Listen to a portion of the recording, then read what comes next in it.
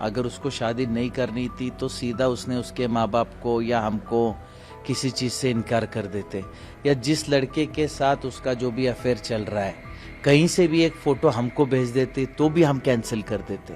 सिया अपने बाप को ना सही अगर एक बार मुझे भी कह देती या उस लड़के चेतन की तस्वीर दिखा देती और कहती कि मुझे उससे शादी करनी है, केतन से नहीं, तो मैं खुद उस शादी को कैंसिल कर देता। अगर उसे शादी नहीं करनी थी तो सीधा इनकार कर देती। मेरे बेटे का मर्डर क्यों किया? ये बयान है पुणे के कारोबारी विशाल अग्रवाल का, जिनके बेटे केतन अग्रवाल की शादी से पहले ही होने वाली पत्नी सिया ने 400 फीट से ऊपर से धकेल कर हत्या कर दी। आज मेरा बेटा चला गया है, इसके पूरे जिम्मेदार सिया है और उसका बॉयफ्रेंड है। नमस्कार, मैं राजीव चौधरी। आज कुछ तस्वीरें आपको दिखाते हैं। ये तस्वीर है उत्तर प्रदेश के औरैया की। शादी के महज 15 दिन बाद ही प्रगति यादव ने अपने प्रेमी अनुराग के साथ मिलकर पति दिलीप यादव की हत्या कर दी। मेघालय का हनीमून हत्याकांड कौन भूला होगा, जब मध्य प्रदेश की सोनम रघुवंशी ने अपने प्रेमी के साथ मिलकर हनीमून के दौरान पति राजा रघुवंशी की हत्या करा दी थी। तीसरी तस्वीर असम के उदलगिरी से है। यहाँ प्रतिमा राभा ने अपने प्रेमी के साथ मिलकर पति प्रदीप राभा की हत्या कर दी थी। अगली तस्वीर हरियाणा से है। रवीना ने अपने प्रेमी सुरेश के साथ मिलकर पति प्रवीण का गला घोंटकर हत्या कर दी थी। पहले सभी मामलों में शादी हो चुकी थी, लेकिन ये वाला मामला थोड़ा अलग है। इस मामले में सिया गोयल ने शादी का इंतजार ही नहीं किया, बल्कि शादी से पहले ही होने वाले पति की हत्या का आरोप उस पर लगाया। दरअसल एक तरफ शहनाई की तैयारी चल रही थी, दूसरी तरफ मौत की पटकथा लिखी जा रही थी। 26 साल का केतन अग्रवाल अपनी होने वाली दुल्हन के साथ भविष्य के सपने संजो रहा था, लेकिन पर्दे के पीछे उसकी होने वाली पत्नी सिया गोयल साजिश पका रही थी, जिसका अंत 400 फीट गहरी खाई में हुआ। कैसे हुआ, क्यों हुआ? सभी सवालों का जवाब ये है कि 18 जून 2026 की एक धुंधली सुबह लोहागढ़ किले की चोटियों पर हवाएं तेज थी। केतन अग्रवाल मुस्कुरा रहा था। जल्द ही उदयपुर के आलीशान पैलेस में उसकी शहनाई बजने वाली थी। शादी से ठीक पहले वो अपनी मंगेतर सिया गोयल का जन्मदिन मनाने, प्री वेडिंग फोटोशूट कराने यहाँ आया था। सुबह 10:30 बजे केतन और सिया ने घर वालों को बताया कि वे लोहागढ़ किले में जा रहे हैं। दोनों पुणे के बड़े बिजनेसमैन परिवारों से आते थे। केतन रियल एस्टेट कारोबारी विशाल अग्रवाल के बेटे थे और पारिवारिक कंपनी में डायरेक्टर थे, जबकि सिया एक मसाला व्यापारी की बेटी थी। 11 फरवरी को इनकी सगाई हुई थी और 25 नवंबर को राजस्थान के उदयपुर स्थित एक महल में शादी होनी थी। शादी पर परिवार करीब 17-18 करोड़ रुपए खर्च करने वाला था। मेहमानों के लिए 2 चार्टर्ड प्लेन की व्यवस्था भी की गई थी। किले के ऊपर पहुंचकर सिया और केतन आसपास का मंदिर देख रहे थे। केतन को ट्रैकिंग का शौक था, वो पहले भी कई बार जा चुका था। केतन मुस्कुराते हुए खाई की तरफ बढ़ा। अचानक हवा में एक चीख गूंजी। केतन संभल पाता उससे पहले ही वो करीब 400 फीट गहरी खौफनाक खाई के सन्नाटे में विलीन हो चुका था। सिया जोर से चीखी। आसपास के गार्ड मौके पर पहुंचे। सिया ने रोते हुए बताया कि वे दोनों बिल्कुल किनारे पर खड़े थे। बैलेंस बिगड़ा और केतन गिर गया। उसने तुरंत अपने घर फ़ोन किया और हादसे की सूचना दी। शुरुआत में लगा कि ये सिर्फ एक दर्दनाक हादसा है, एक्सीडेंटल डेथ है, और एक्सीडेंटल डेथ की ही रिपोर्ट दर्ज करा दी गई।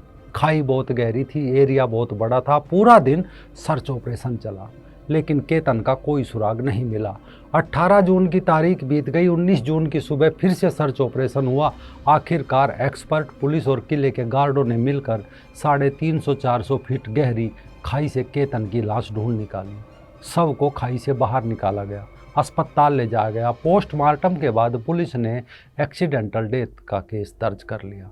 सबसे ज़्यादा अफसोस सिया को लेकर था। कैसी बदनसीब लड़की, 4 महीने पहले मंगनी हुई, 5 महीने बाद शादी होने वाली थी, लेकिन इसी बीच उसका होने वाला पति एक दुर्घटना में चल बसा। 20 जून को पोस्टमार्टम के बाद केतन का अंतिम संस्कार कर दिया गया, जिसमें गोयल और अग्रवाल परिवार के तमाम लोग शामिल हुए। 23 जून को सिया अपने होने वाले ससुराल पहुंची। वहां तमाम लोग दुखी बैठे थे।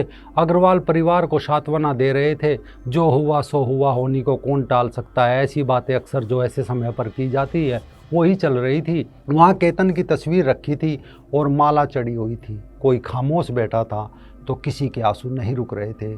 सिया भी वहाँ दुख जताने पहुंची। घर वालों को भी उस पर तरस आ रहा था। कैसी अभागी लड़की है जिसकी शादी से पहले उसके सुहाग की मौत हो गई। सिया भी केतन की बहन को ढांढस बंधा रही थी। तभी केतन की बहन ने पूछा, बताओ सब कैसे हुआ, आखिर मेरा भाई नीचे कैसे गिरा। जैसे ही सिया से सवाल पूछा, अचानक सिया के चेहरे की रंगत बदल गई। बहन को बड़ा अजीब लगा। सिया कुछ बोलने लगी लेकिन उसकी जुबान साथ नहीं दे रही थी, वो हकला रही थी। बहन को शक हुआ और उसकी सिया को छिपा रही है। बहन ने अपने पिता को कोने में ले जाकर कहा, भाई ट्रैकिंग का उस्ताद था, इतनी बार ट्रैकिंग कर चुका है, अकेले गया है, इससे खतरनाक जगह पर गया है, लेकिन कभी ऐसा हादसा नहीं हुआ, मुझे कुछ गड़बड़ लग रही है। पिता को भी पहले से ही शक था, क्योंकि इससे पहले भी 2-3 बार सिया केतन को उसी किले में ले जाने के लिए जिद कर रही थी।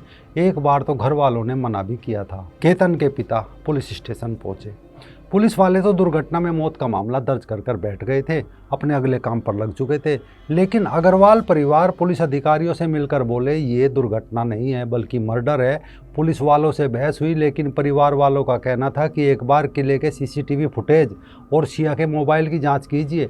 साथ ही हमें पता चला है कि सिया की ज़िंदगी में एक और लड़का है, उसकी भी जाँच कीजिए। कोई गरीब आदमी, आम आदमी होता, पुलिस टरका भी देती, लेकिन ये मामला शहर के 2 बड़े कारोबारी घरानों के बच्चों का था। इसीलिए पुलिस ने जांच तेज कर दी। सीसीटीवी फुटेज खंगाले जाने लगे। अचानक सीसीटीवी में पुलिस को एक शख्स दिखा जो हुडी पहने हुए था, जबकि गर्मी के मौसम में कोई भी हुडी नहीं पहने हुए था। ये शख्स केतन और सिया का पीछा कर रहा था, अपना चेहरा छुपा रहा था। पुलिस ने सिया के कॉल डिटेल्स खंगाली। एक नंबर पर जनवरी से 18 जून तक कुल 2004 कॉल्स हुई, जिनमें 338 घंटे की बातचीत हुई थी। ये संख्या इतनी अधिक थी कि पुलिस को तुरंत गड़बड़ लगी। जांच करने पर पता चला कि वह नंबर उसी शहर के एक अन्य बिजनेस परिवार के बेटे चेतन का था, जो सिया के पिता के बिजनेस एरिया में रहता था। पुलिस ने चेतन की लोकेशन ट्रेस की। 18 जून की सुबह 7 बजे से रात 9 बजे तक चेतन के मोबाइल का नेट बंद था। उसके कॉल्स की लोकेशन दफ्तर दिखा रही थी, लेकिन नेट बंद होने से शक गहरा गया। पुलिस चेतन के दफ्तर पहुंची। वहां एक कर्मचारी ने बताया कि चेतन सर मेरा फ़ोन लेकर गए थे, क्योंकि उनके फ़ोन में कुछ दिक्कत थी। पुलिस ने उस कर्मचारी के फ़ोन की लोकेशन ट्रेस की। वो लोकेशन लोहागढ़ किला मिली। अब पुलिस के लिए तस्वीर साफ हो चुकी थी कि कुछ तो गड़बड़ है, कहीं तो कोई झोल है। पुलिस ने चेतन को हिरासत में ले लिया। पूछताछ में कुछ देर बाद उसने पूरी कहानी सुनाई। चेतन ने पुलिस को बता दिया कि उसने सिया के साथ घर से भागने की बात की थी, लेकिन सिया ने इससे इनकार कर दिया, क्योंकि उसे लगा सगाई तोड़ने से परिवार की शर्मिंदगी होगी। इसी कारण चेतन और सिया ने केतन की हत्या को हादसे के रूप में दिखाने की साजिश रची। यानी घर से भागने पर परिवार शर्मिंदा होता, अब मर्डर कर दिया मानो परिवार को गर्व हो गया। बहरहाल पुलिस की एक टीम सिया के घर पहुंची, उसे पूछताछ के लिए बुलाया। सिया सोच रही थी कुछ थोड़ी बहुत पूछताछ होगी, बताकर थाने से निकल लेगी, लेकिन जब वहां चेतन को देखा तो वो समझ गई कि बाजी पलट चुकी है। असल में सिया और चेतन के बीच पिछले साल अक्टूबर के दौरान दोनों की मुलाकात हुई थी। दोनों को प्यार हुआ था, साथ में जीने मरने की वही कस्में वस्में खाई होगी। लेकिन सिया के पिता और केतन के पिता पुराने बिजनेस पार्टनर और दोस्त थे। इसी साल फरवरी में केतन का परिवार एक शादी के लिए कर्नाटक के गुलबर्गा गया था, जहां सिया के घर वाले भी आए थे। इसी दौरान दोनों परिवारों के बीच शादी की बात हुई। ठीक एक हफ्ते बाद 19 फरवरी को पुणे के एक होटल में सगाई हो गई थी। लेकिन सिया इस सगाई से खुश नहीं थी, क्योंकि उसकी ज़िंदगी में चेतन था। वो अपने घर वालों को साफ मना नहीं कर सकती थी, डर रही थी। सगाई के बाद सिया ने केतन से दूरी बनानी शुरू कर दी, लेकिन केतन उसे हर जगह साथ ले जाने की कोशिश करता था। शादी की तारीख 25 नवंबर तय हो गई थी और उदयपुर के एक महल में 17-18 करोड़ की डेस्टिनेशन वेडिंग के लिए बुकिंग भी हो गई थी। सिया शादी नहीं करना चाहती थी, लेकिन उसे समझ नहीं आ रहा था कि केतन से पीछा कैसे छुड़ाए। 31 मई को केतन ने सिया को लोहागढ़ किले की ट्रैकिंग पर ले जाने का प्रस्ताव रखा। सिया बेमन से राजी हो गई। वहाँ करीब 400 फीट की ऊंचाई पर पहुंचकर सिया के मन में पहली बार ख्याल आया, अगर मैं केतन को धक्का दे दूं तो दुनिया समझेगी कि ये एक हादसा था और मेरा रिश्ता ख़त्म हो जाएगा, फिर मैं चेतन से शादी कर लूँगी। 6 जून को सिया, केतन और केतन की बहन और एक दोस्त को बाली जाना था। सिया जाना नहीं चाहती थी। केतन के पासपोर्ट को चुराकर वॉशरूम में फाड़कर फलस कर दिया। जब एयरपोर्ट पर पासपोर्ट गायब मिला तो बाली का प्रोग्राम कैंसिल हो गया। यही सिया चाहती थी। 14 जून को सिया फिर से केतन को लोहागढ़ किला ले गई। इस बार उसने मौका मिलने पर केतन को धक्का दे दिया, लेकिन किस्मत से पीछे एक पेड़ था। केतन खाई में गिरने से बच गया। सिया ने बहाना बनाया कि उसने सांप से बचाने के लिए धक्का दिया था और केतन को उस पर यकीन हो गया। 19 जून को सिया का बर्थडे था और केतन ने महाबलेश्वर में उसके लिए एक बड़ी पार्टी का आयोजन किया था, लेकिन सिया नहीं चाहती थी कि उसका बर्थडे केतन के साथ मने, इसीलिए वह उससे पहले उससे छुटकारा पाना चाहती थी। रात को ही सिया ने चेतन को बता दिया था कि आखिरी मौका है, कल के बाद महाबलेश्वर चले जाएंगे और शादी की तैयारी शुरू हो चुकी है। 18 जून की सुबह सिया ने केतन से कहा, चलो लोहागढ़ किले में प्री वेडिंग शूट के लिए लोकेशन देखते हैं, वहाँ की हरियाली और ऊंचाई बहुत खूबसूरत है। केतन खुश हो गया, उसे नहीं पता था कि ये उसकी आखिरी सुबह है। सुबह 10:30 बजे के आसपास जब सिया और केतन ऊंचाई पर पहुँचे तो सिया ने चेतन को इंस्टाग्राम के जरिए मैसेज भेजा। हुड्डी पहने हुए चेतन पीछे से आया। जैसे ही केतन वादियों को देख रहा था, सिया और चेतन दोनों ने मिलकर ऐसा धक्का दिया कि इस बार उसके बचने की कोई गुंजाइश नहीं थी। केतन सीधे 350-400 फीट नीचे खाई में जा गिरा। अभी तक चेतन और सिया की गिरफ्तारी हो चुकी है, दोनों को पुलिस रिमांड पर भेज दिया है। इस पूरी कहानी की जड़ ये थी कि सिया को केतन से नहीं बल्कि अपने प्रेमी चेतन से शादी करनी थी, लेकिन इसकी सज़ा किसे मिली? केतन को। आखिर सिया हो या सोनम रघुवंशी या कोई प्रगति यादव हो या कोई शिव ज्योति हो, शादी नहीं करनी तो घर वालों को साफ बोल दे कि भाई उनकी लाइफ में कोई दूसरा है, वो ये शादी नहीं कर सकती। और शादी हो गई तो बाहर निकलना चाहती है तो पति ससुराल वालों को बोल दे कि आप अपने बेटे के लिए कोई दूसरी देख लो। अब कुछ लोग कह सकते हैं कि शायद इन लड़कियों में इतनी हिम्मत ना हो जो घर वालों को साफ बोल दे कि नहीं करनी, लेकिन घर वालों को साफ बोलने की हिम्मत ना हो और मर्डर करने की हिम्मत हो तो बताओ कौन सी हिम्मत बड़ी है? इस पूरे प्रकरण पर आपकी क्या राय है, हमें कमेंट बॉक्स में ज़रूर बताइएगा। और याद रखिए, सारी बहसें एक तरफ, लेकिन एक परिवार ने अपना बेटा खोया है।